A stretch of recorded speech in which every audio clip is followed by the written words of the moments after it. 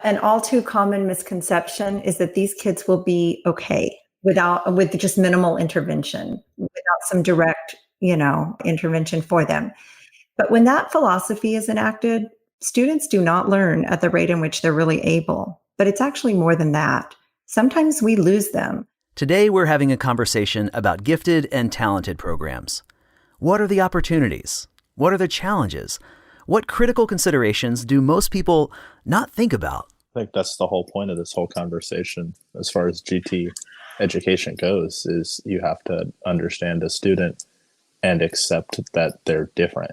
We're looking at what can happen when a gifted program is implemented thoughtfully, and the impact it can have not just on those gifted students, but on other students as well. As educators, we absolutely need to meet the needs of our struggling students, but that cannot be at the expense of our more advanced students who are ready for more. From Frontline Education, this is Field Trip.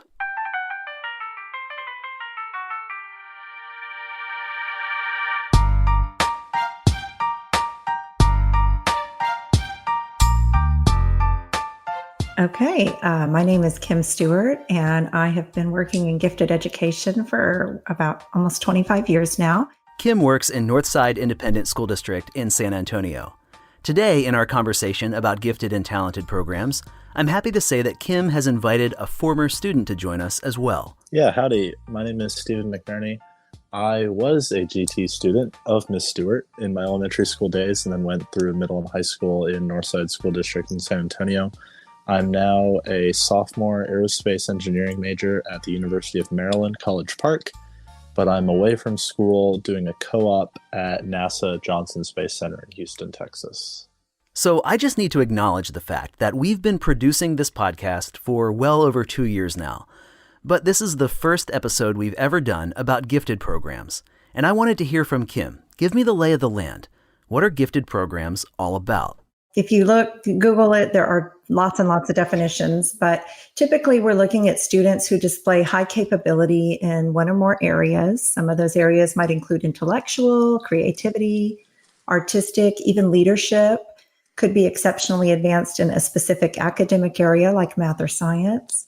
But you're comparing this in relationship to same-age peers with similar experience and background, which is critical in identifying gifted students. Oftentimes, the term asynchronous development is used when describing giftedness, and that just generally means a child's development is somewhat out of sync with itself. In other words, one or more areas is typically more advanced than others. In our particular district, we're a very large district. Northside in San Antonio has roughly 106,000 students. And at this time, we have about 7.5% of our student identified as gifted.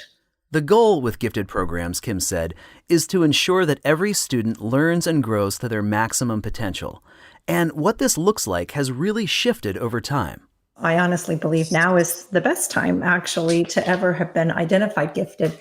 Giftedness as a special diagnosis, if you will, really emerged back in the 70s, the mid-70s is when it kind of came on into the educational scene. And so there are lots of students still or districts still that will identify students, but not necessarily serve them in particular ways. It's handled in a regular classroom where the teachers are expected to differentiate for these high advanced learners.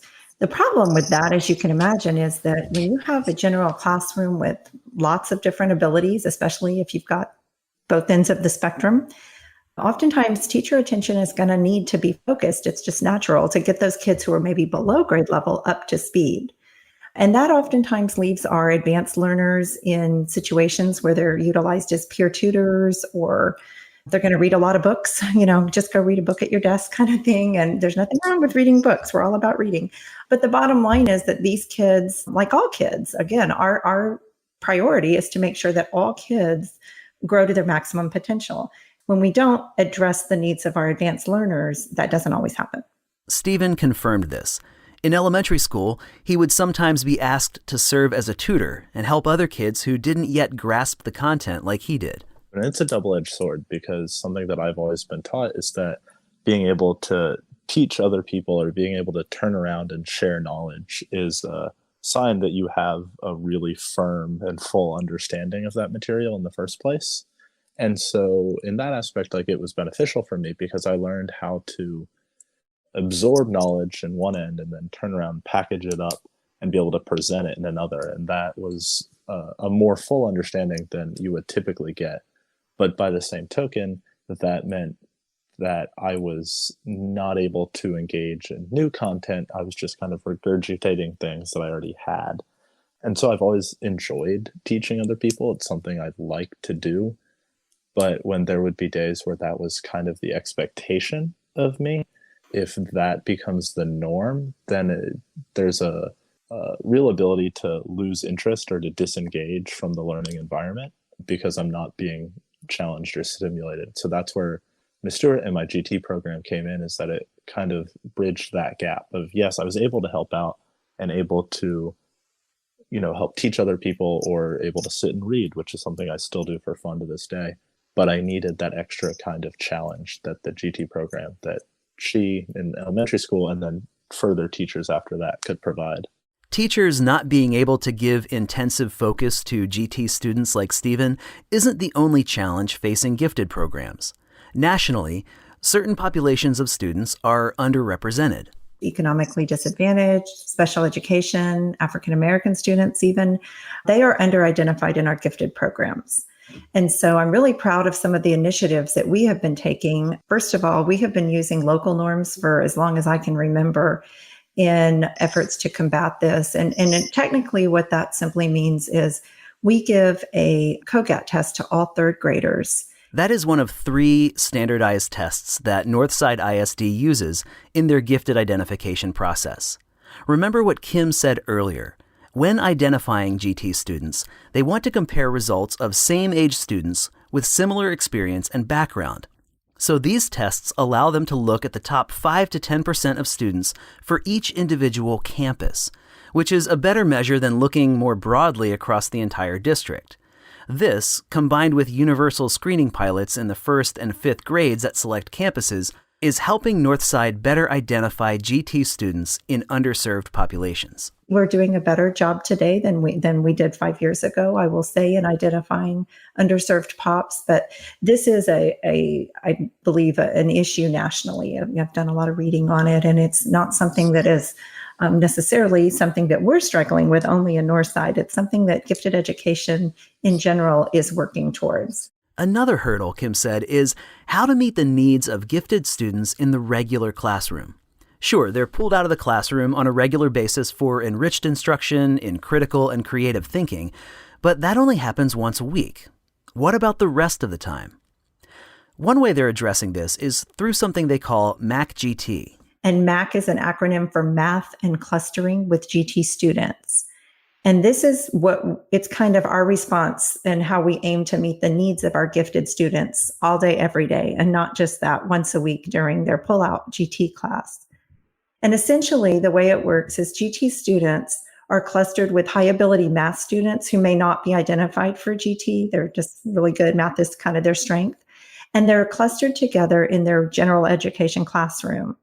There's also going to be students of average ability in that classroom, but the goal is not to have students who have true learning deficits, those students who need a great deal of teacher attention in which to grow, because then the teacher, of course, is going to have to spend her time bringing those kiddos up to speed. But when we have these teachers who have what we call, again, the MAC-GT group, we really try to give them a series of professional development trainings that really shows them how to work with kids that can move faster, that can understand things at a different level, a deeper level than, your average, whatever grade you teach, your average grade level kiddos. Now, you may be thinking, okay, that's great for the advanced learners, but doesn't it leave the rest of the kids behind? But the answer, Kim said, is no. We're really proud of the results that we've seen so far, not just the kids in our MAC-GT classes, but what research had told us would happen, we're actually getting to see, and that is the kiddos who are not in the MAC-GT classroom, they have new leaders arising. Those kids who may have been kind of overshadowed by the GT kids. Oftentimes we see our kids for better or worse, they just kind of sit in the background and let those GT kids answer, or the not only GT kids, the same kids like to raise their hands over and over. I know Stephen knows a You're lot calling me about out that. for that. Yes. Yeah, I heard that one coming from a mile away. Yep. And the thing is, it's just a natural ability, I think, for teachers, or not ability, natural instinct for teachers to choose the kids who are raising their hands. And that kind of gives permission to the other kids. They kind of know, hey, somebody else has me covered. And so when we pull those MAC GT kids out, those other classrooms were seeing new leaders arise, and that's good news. Yeah, for better or for worse, she's right.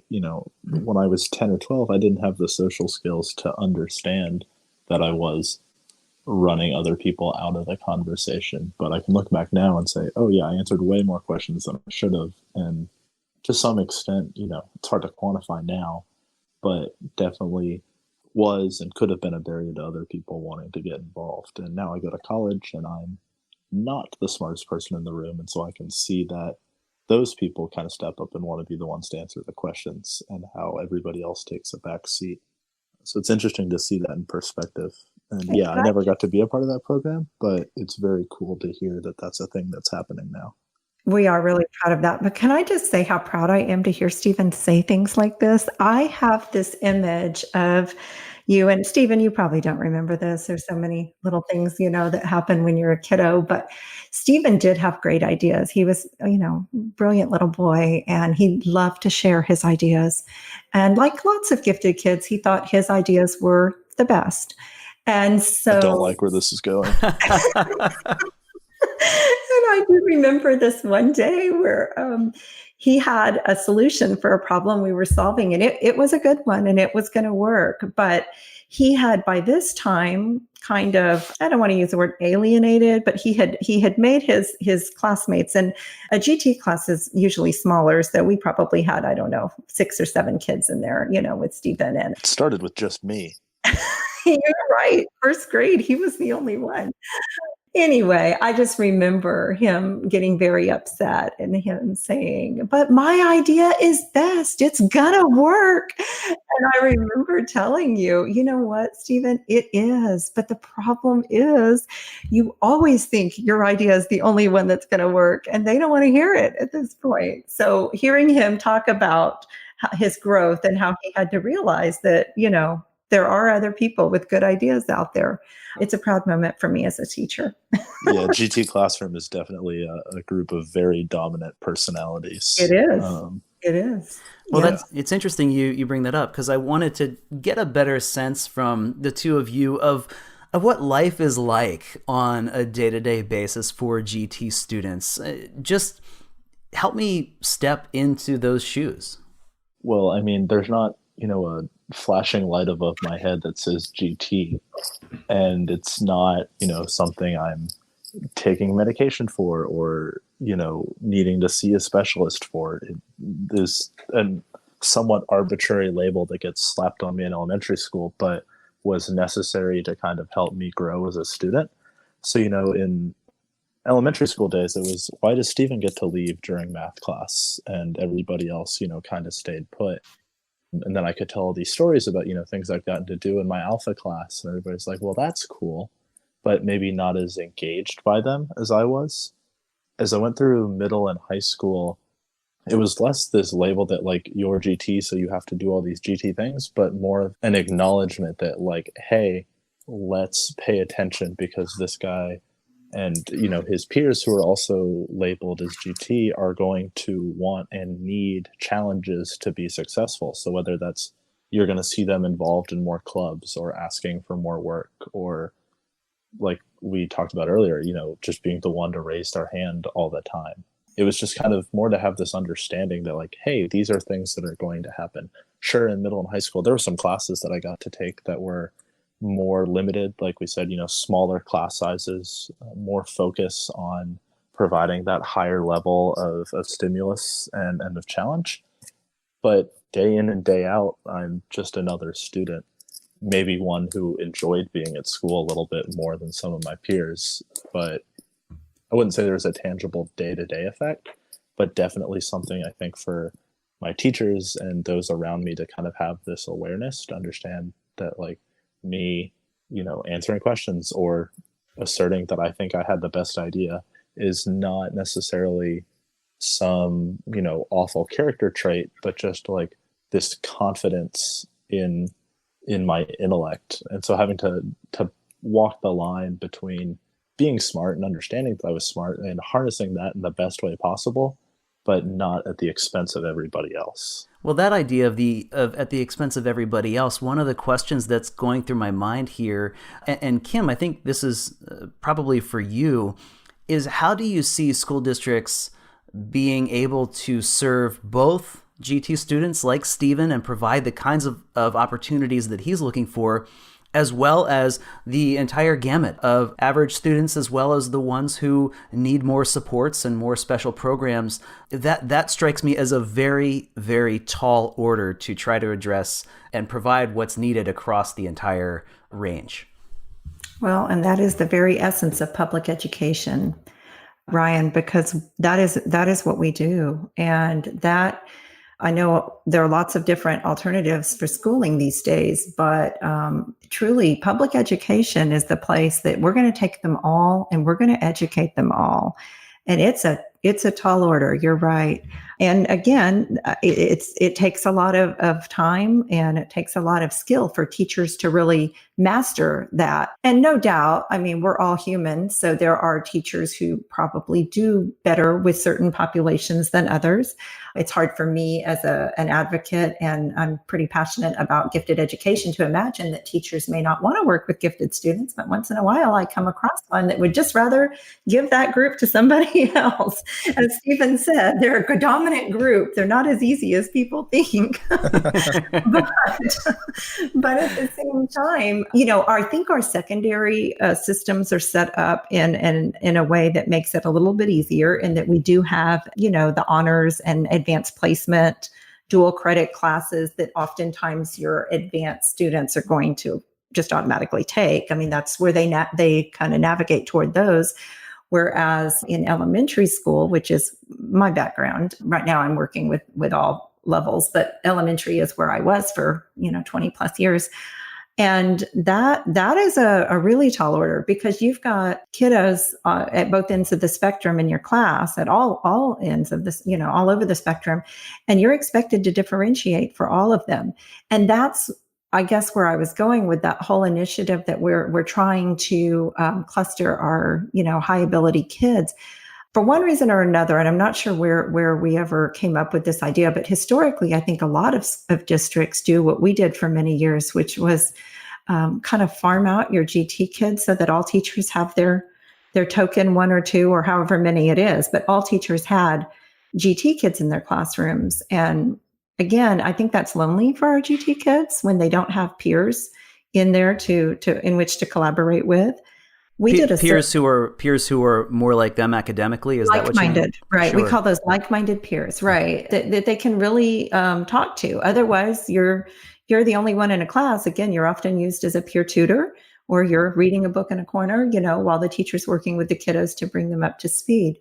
And so this is an opportunity for kids to have a little group in which to collaborate with. And I won't say there aren't struggles with that. I mean, we have a lot of dominant personalities in one class. That presents other issues. But ultimately, though, we feel like kids are benefiting from being together and getting, to share their thoughts and again, just work with kids that are more in sync with them in how they think.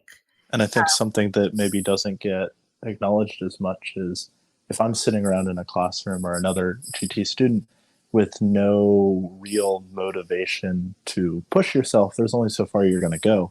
If now you've got 10 of these GT students all together, you're going to have them pushing each other, ideally in a friendly and competitive way.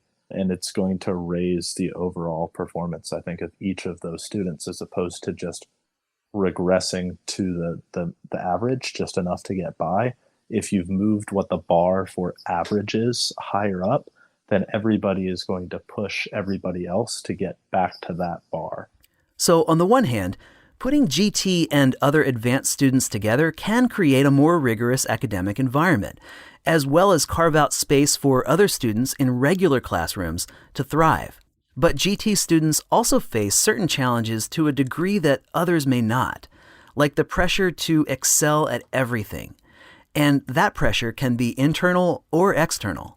One of the big pressures that we see, and I would say among your stereotypical gifted student, if there is such a thing, is perfectionism. So many of our gifted students impose pressure upon themselves. Anything less than 100% is not good enough. However, that doesn't always come internally from the student themselves. We as teachers sometimes do that. Just because a student has the label of being identified as gifted, we expect them to be gifted in everything. And that is absolutely not the case. And we can't expect that from them. But again, I've seen it, and it's unfortunate. Also, parents, I'm not advocating that we should not have high expectations for our very capable kids.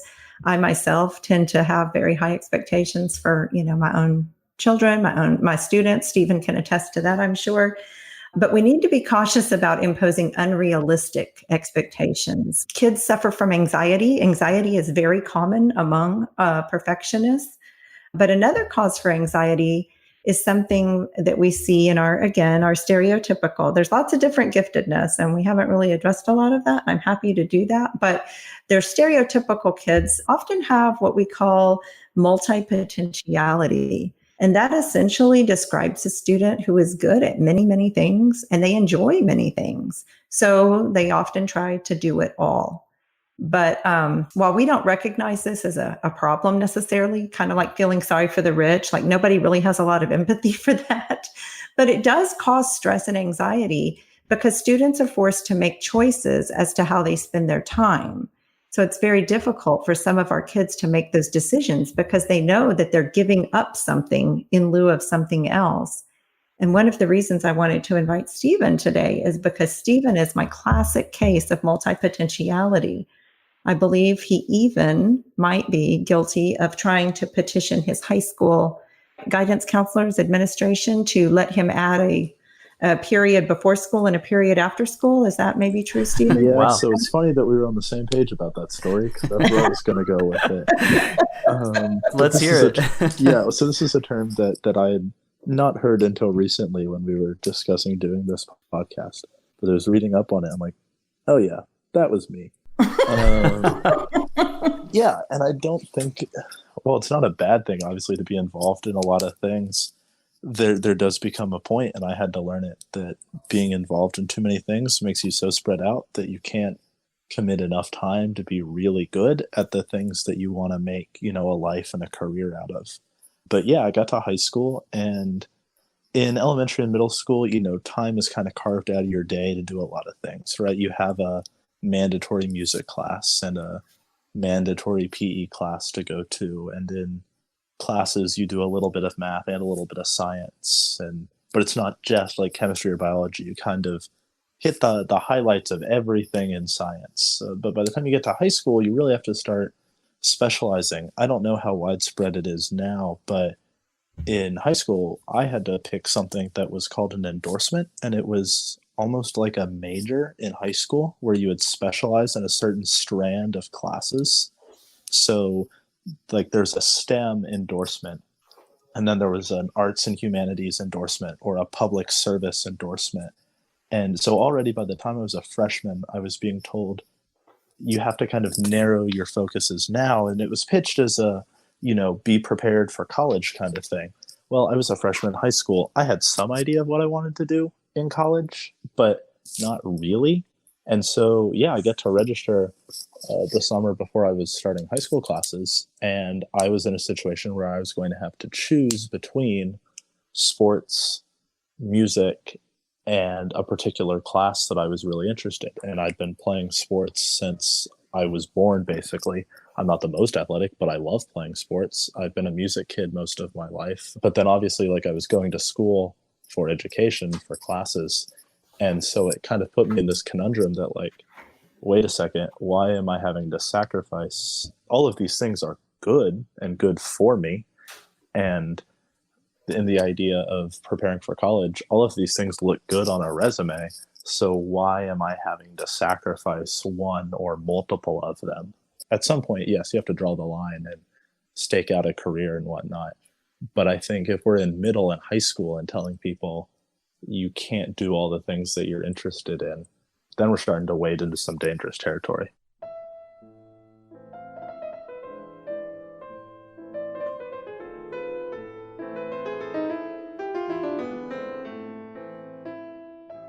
Another challenge gifted students sometimes face, Kim said, is finding peers with whom they can relate. So we kind of alluded to this earlier, and that being one of the reasons for our clustering program. We also talked about, though, asynchronous development at the beginning of this podcast. And oftentimes we find students who prefer to be in the company of adults. So as I think about my years in the classroom, I remember a little boy who would be standing outside my room every morning when all the other kids were outside on the playground. That was their time to socialize before the bell rang. And he was just waiting so he could talk to me. I remember, going through the library at lunch and seeing lots of my students choosing to spend their lunchtime or recess time, I should say, in the library. And I even recall a little girl I ran into her at summer camp at our health and fitness center that's not far from my house.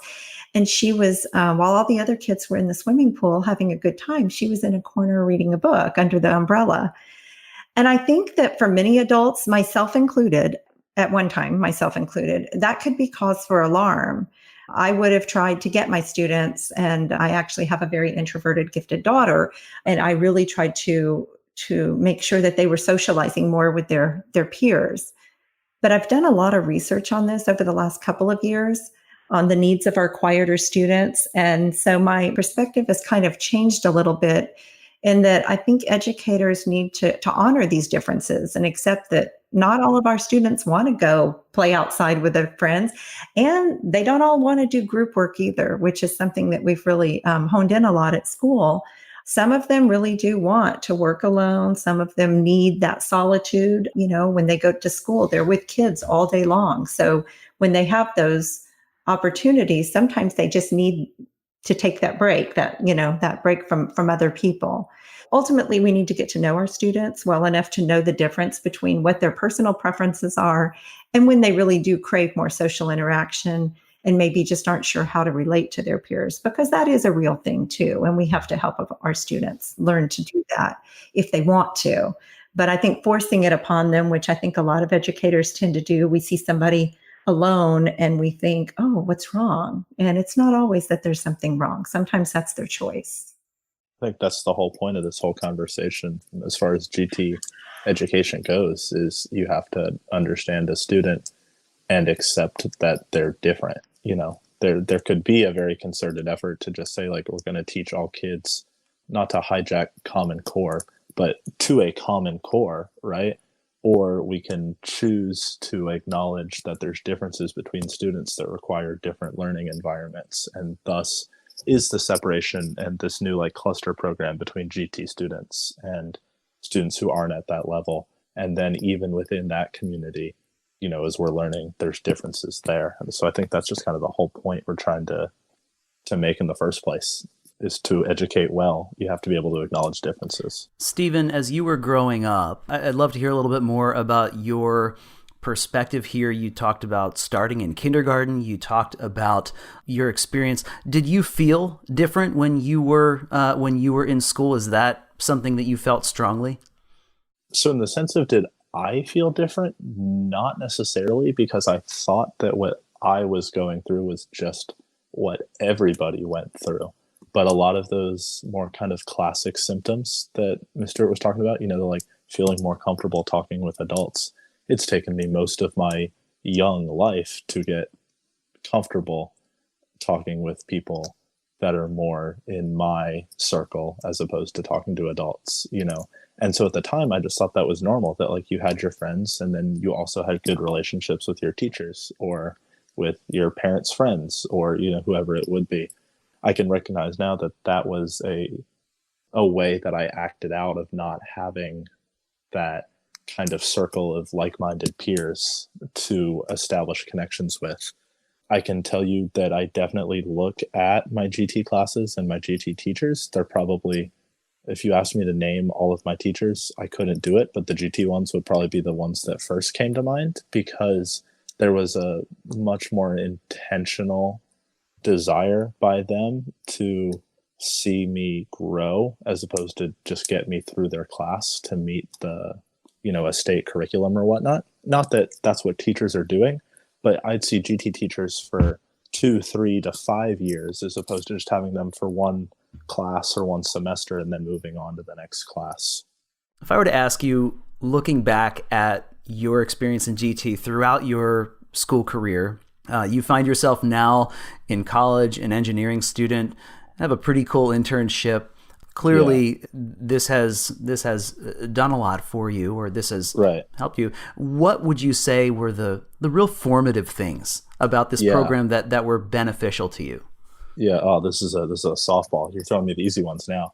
So something that we did in elementary school every year was we would take a family field trip, and this kind of goes back to what you're talking about. Like, what do GT students do for fun? Well, sometimes our fun was a weekend trip that was enrichment more than a normal class would take.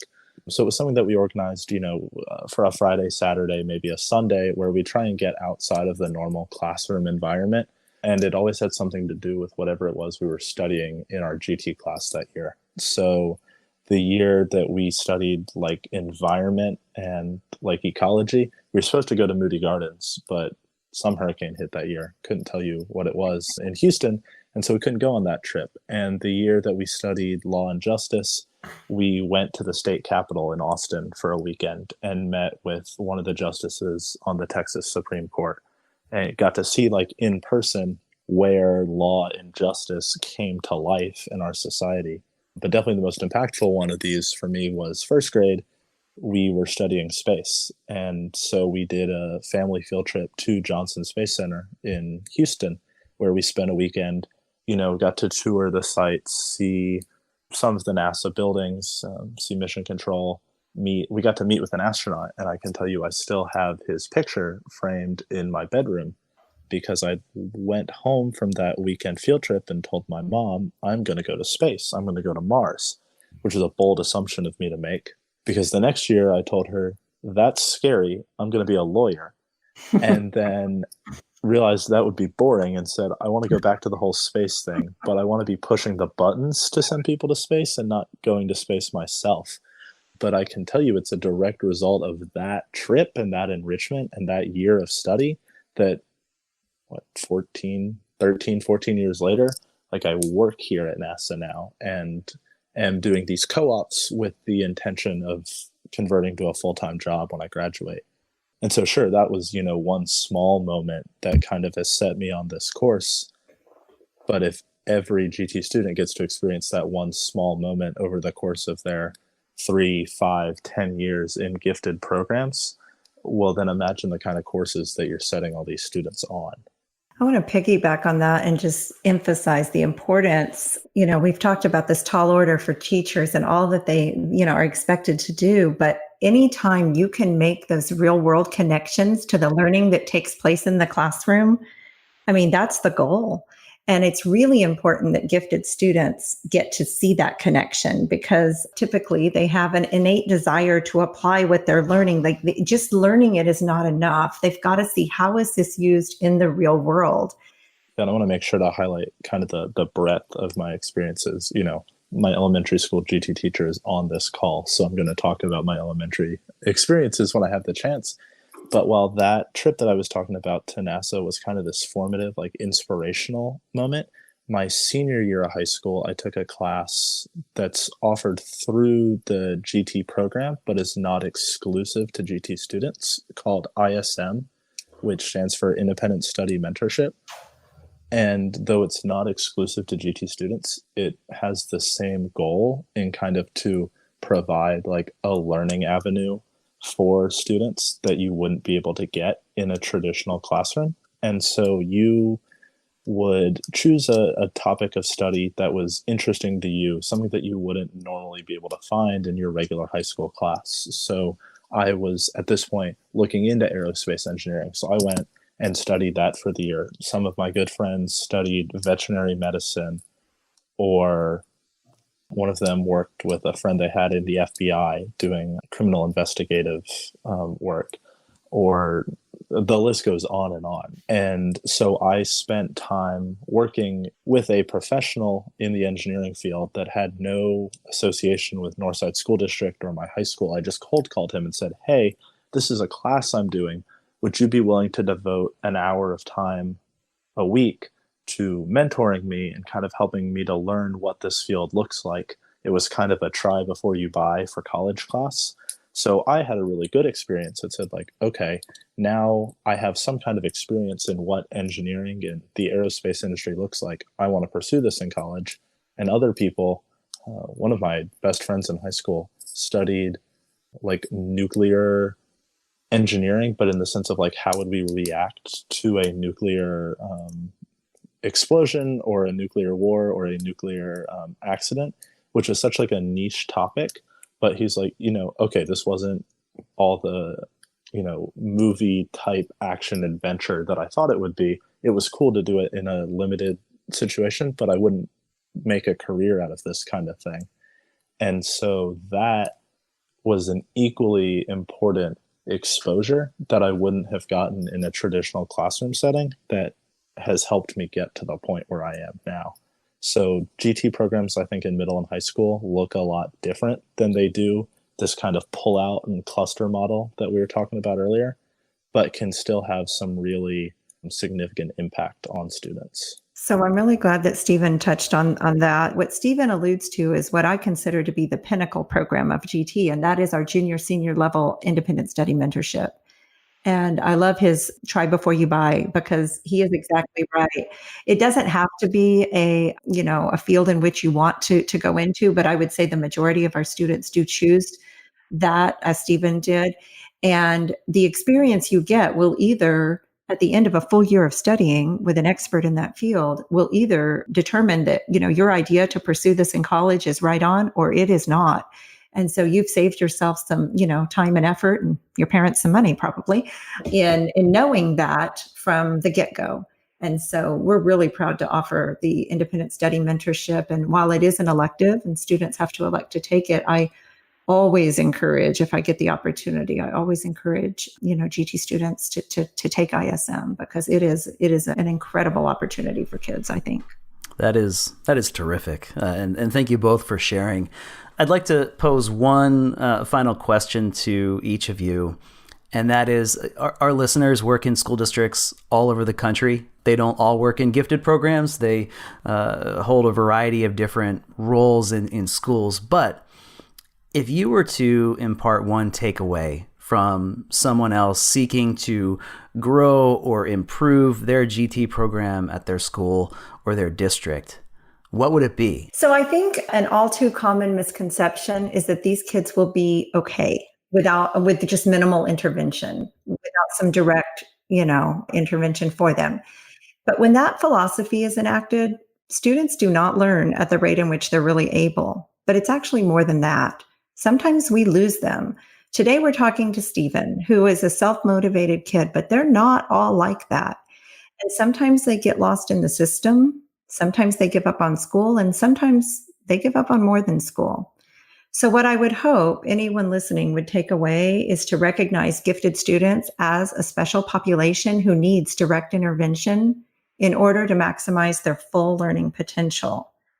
I truly believe that we have students sitting in our classrooms right now who can find ways to improve cybersecurity, solve real-world problems like how we're going to feed the masses as our population continues to grow, and even cure and prevent diseases so that we may never again see a pandemic of this proportion, right? But they're not going to do that alone. As educators, we absolutely need to meet the needs of our struggling students, but that cannot be at the expense of our more advanced students who are ready for more. So you're going to laugh. This is a letter that I wrote a year and a half ago to my state representatives when there was a House bill being debated that would have eliminated mandatory funding for GT programs. So districts could have chosen to fund GT programs if they wanted to, but no longer would have been mandated to do so. And something that I wrote was, contrary to popular belief, GT students don't just get by in regular classrooms. Instead, these students are often at risk of being left behind by an educational system that fails to push them to achieve their full potential.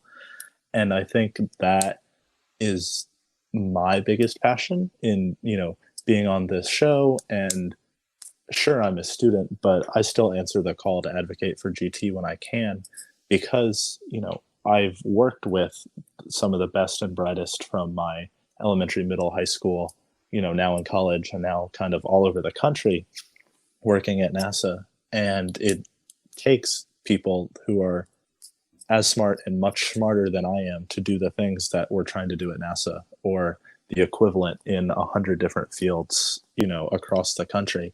And so if we just kind of leave these GT students to themselves, like we were talking about at the very beginning, and expect them to be peer mentors or to read books, that's our greatest source of untapped potential for improvement, in standardized testing scores, which is a whole nother debate. But that's something that we as a country, an educational system, doesn't do a spectacular job in, all the way up through, real world careers, work, societal impact. And I think it starts with something like GT programs, because you need those people that are going to rise to the top of their respective fields one day. But that nurturing starts in kindergarten and first grade. My dream is to be at the top of my field in aerospace one day, but without that first grade trip to NASA, it never maybe would have come to fruition. And so definitely anything that can be done to not leave students behind that need remedial support or things like that, but by the same token, we can't do that at the expense of leaving behind these gifted students. I'm so glad we thought to invite Stephen. Oh my goodness, I am too. Didn't think you'd be hearing from that letter from 2 years ago, did you? I did not expect you to have that. That's pretty impressive, Stephen. However, the fact that you still have the astronaut picture, which I knew that, by the way, your mother had shared that with me, that you still have that picture. That tells a lot about, what it meant to you to be part of to be part of the program. But again, he's not alone. It's a program. There are a lot of kids who that's why they get up to go to school. I heard that over and over the course of, my career. If we didn't have this GT program, we wouldn't be at school, because that's where their kids are really feeling like their needs are being targeted. So, yeah. Well, this was wonderful. Thank you both again. Thank you. I want to thank you for including gifted education. I know that, your job is running the gamut of educational topics. And so anytime that we can get gifted education on the radar of educational leaders, I welcome that and applaud that. So thank you, Ryan, for including us. Yeah, and for taking a college student onto your show too. I appreciate it.